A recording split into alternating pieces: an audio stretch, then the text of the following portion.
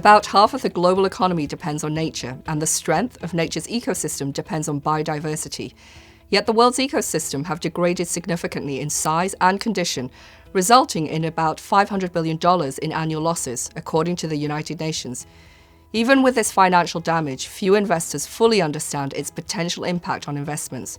Let's take a closer look at how that's starting to change.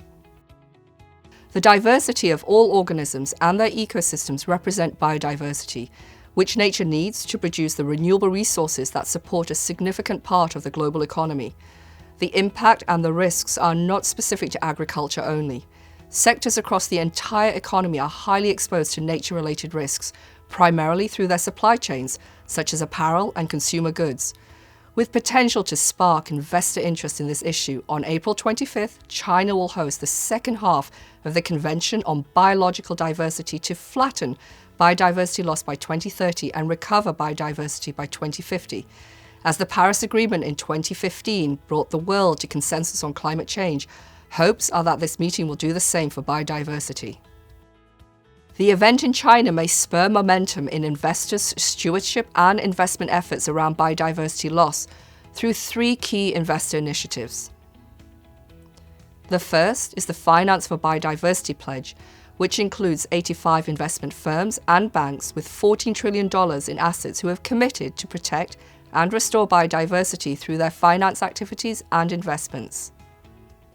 The second is Nature Action 100, an investor collaborative similar to the more established Climate Action 100+, where investors combine their stewardship efforts to more powerfully influence corporate behavior.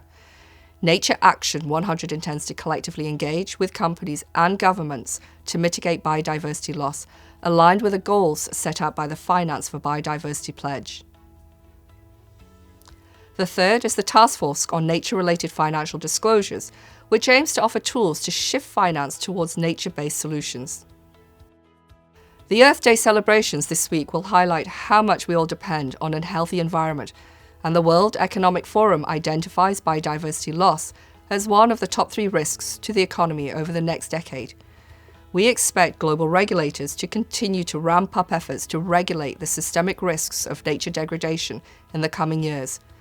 As investors continue to integrate environmental, social, and governance factors into their investment process, we believe they should be prepared to include the risks and opportunities related to biodiversity risk loss as well.